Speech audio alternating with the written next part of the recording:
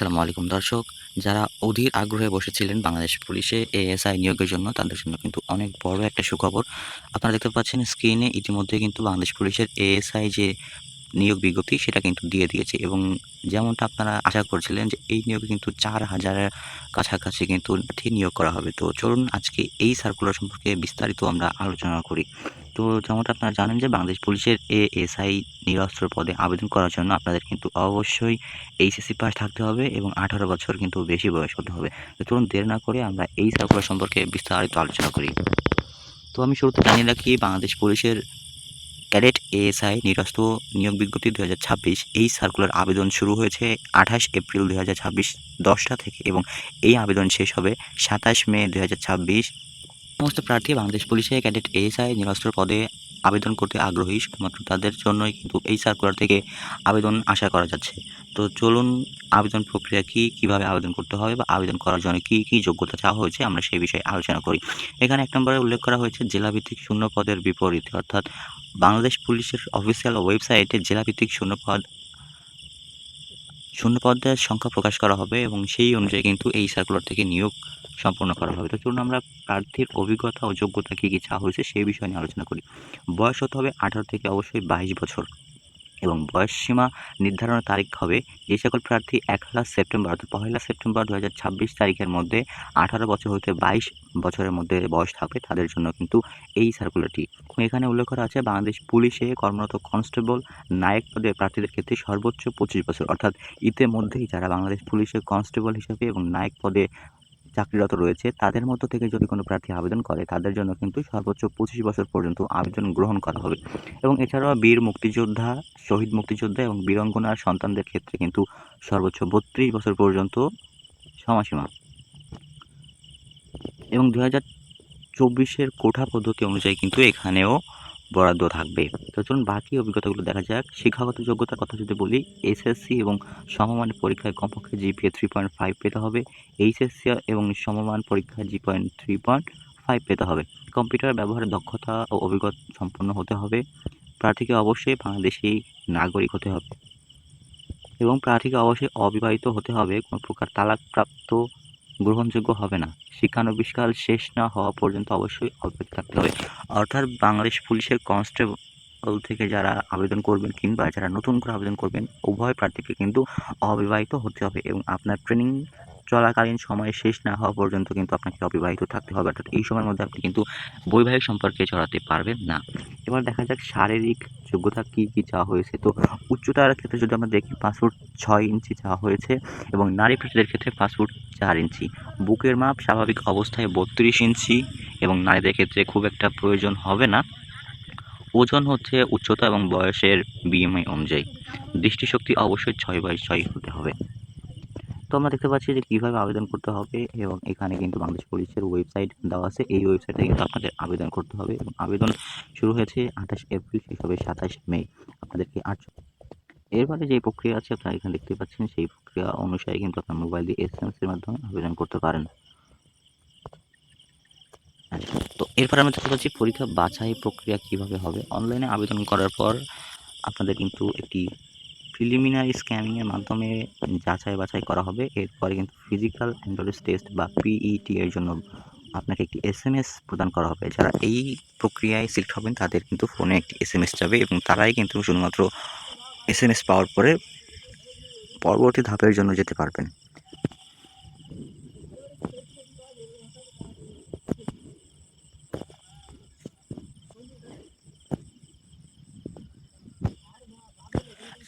এরপরে সবথেকে গুরুত্বপূর্ণ বিষয় যেটি হচ্ছে যে যাচাই প্রক্রিয়া কীভাবে করা হবে, কী কী দেখা হবে বা কী কী করতে হবে। তো এখানে উল্লেখিত প্রার্থীদের স্ব স্ব জেলায় নির্ধারিত পরীক্ষা কেন্দ্রে বিজ্ঞপ্তি উল্লেখিত সময়ে পিইটি এর 7টি ইভেন্ট যেমন দৌড়, long jump, high jump, push up, sit up, dragging, rope climbing অংশ করতে হবে এবং এই সম্পর্কে কিন্তু বাংলাদেশ পুলিশের অফিসিয়াল ইউটিউব চ্যানেলে কিন্তু ভিডিও দেওয়া আছে এবং বাংলাদেশ পুলিশের ফেসবুক পেজ আছে, ওয়েবসাইট আছে, সেখানে কিন্তু আপনারা এই সম্পর্কিত আরও তথ্য পাবেন, ভিডিও পাবেন, সেগুলো দেখে বাসায় বসে কিন্তু আপনারা প্রিপারেশন নিতে পারেন। তো দেখতে পাচ্ছেন এখানে আরও দেওয়া আছে কী কী কাগজপত্র আপনার প্রয়োজন হতে পারে। তো এই সম্পর্কিত আমরা একটি শর্ট ভিডিও করবো, সেখানে আপনাদেরকে বিস্তারিত বলবো যেখানে কী কী দিতে হবে। তারপরে টেলিটকের মাধ্যমে আবেদন করতে হবে। আপনার ছেলে আপনাদের ফোন দিয়ে আবেদন করতে পারেন অথবা আপনারা কিন্তু আপনাদের আশেপাশে থাকা কম্পিউটার দোকান থেকে কিন্তু আবেদন করতে পারেন। আপনাকে কিন্তু লিখিত পরীক্ষা ও কম্পিউটার দক্ষতা পরীক্ষায় যাচাইয়ের ভাইবার সময় কম্পিউটার দক্ষতা পরীক্ষা কিন্তু দিতে হবে। সেই জন্য অবশ্যই প্রিপারেশন নিয়ে রাখবেন। শারীরিক সক্ষমতা যাচাইয়ে যে প্রার্থীগণ উত্তীর্ণ হবে শুধুমাত্র তাদের ফোনেই কিন্তু একটি SMS যাবে, যেখানে আপনার রোল নম্বর, পদের নাম, ছবি, পরীক্ষার তারিখ, সময় ও পরীক্ষা কেন্দ্র কিন্তু সব কিছুই উল্লেখ করা থাকবে।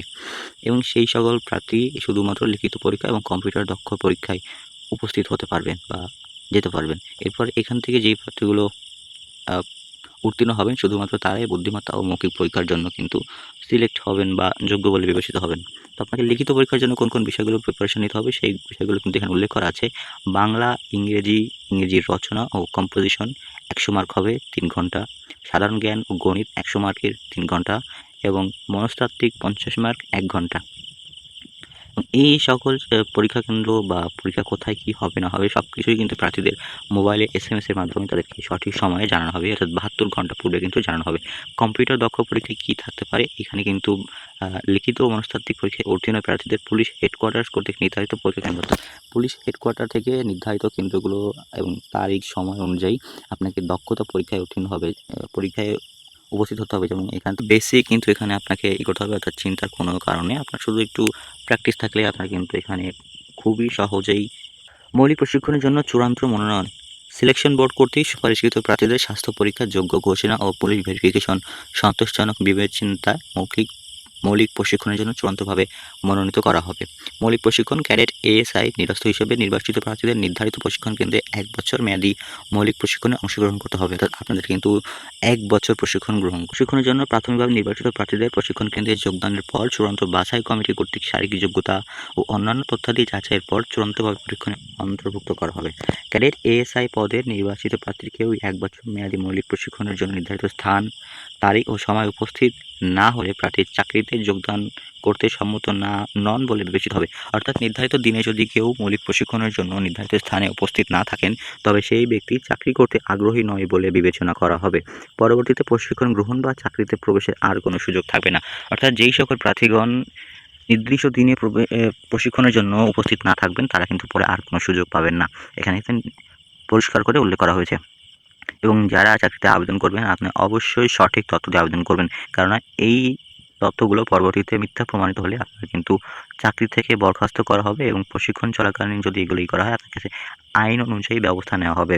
প্রশিক্ষণকালীন সুযোগ সুবিধা হিসেবে ক্যাডেট ASI নিরস্ত বিনামূল্যে পোশাক সামগ্রী, থাকা, খাওয়া ও চিকিৎসার জন্য প্রশিক্ষণ চলাকালীন সরকার বিধি মোতাবেক আপনাকে প্রশিক্ষণ ভাতা দেওয়া হবে। নিয়োগ ও চাকরির সুবিধা। সফলতার সাথে প্রশিক্ষণ সম্পন্নকারী প্রার্থী 2015 সালে জাতীয় বেতন স্কেল 14তম গ্রেডে 10,200 থেকে 24,680 টাকা পর্যন্ত আপনাদের বেতন এবং অন্যান্য বেতন ভাতা দিয়ে বাংলাদেশ পুলিশ ASI পদে কিন্তু নিয়োগ করা হবে।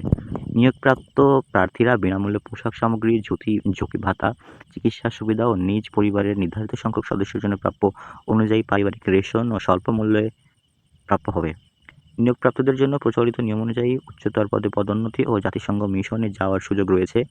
নিয়োগপ্রাপ্তদের যে কোনো জেলা ইউনিটে শূন্য পদের বিপরীতে বদলি করা হবে, তারা উক্ত জেলা ইউনিটে ক্যাডেট ASI এর শূন্য পদে যোগদান করতে বাধ্য থাকবে। ক্যাডেট ASI নিরস্ত পদে নির্বাচিত প্রার্থীর মৌলিক প্রশিক্ষণ সফলভাবে সমাপ্তের জেলা অথবা ইউনিটে যোগদানের তারিখ হতে সংশ্লিষ্ট জেলা ইউনিট প্রধান কর্তৃক তার শিক্ষানবিশকাল ঘোষণা করা হবে। শিক্ষানবিশকাল ঘোষণার তারিখ হইতে 2 বছর সন্তোষজনক চাকরির পর ক্ষমতাপ্রাপ্ত কর্মকর্তা তাকে ক্যাডেট ASI নিরস্ত পদে স্থায়ী করা হবে। তো প্রার্থীগণ আজকের এই ছিল আবেদন কোন কোন জেলা থেকে আবেদন করতে পারবেন এবং কোন জেলার কবে পরীক্ষা হবে এখানে কিন্তু উল্লেখ করা আছে, আপনারা দেখে নেবেন। তো আজকে আমাদের এই পর্যন্তই ছিল নিয়োগ। একটা কথা বলে রাখি, আপনি যদি সৎ হন, আপনি যদি যোগ্য হন, বাংলাদেশ পুলিশের ASI পদে কিন্তু আপনার জন্য ভীষণ ভালো একটি সুযোগ কিন্তু অপেক্ষা করছে। সুতরাং কোনো প্রকার দালাল বা প্রতারক চক্রের কাছে কোনো প্রকার আর্থিক লেনদেন করবে না, নিজ যোগ্যতায় আবেদন করবেন এবং সক্ষমতার সাথে কিন্তু আপনার এই চাকরিটি বিনামূল্যে পাওয়ার সুযোগ রয়েছে।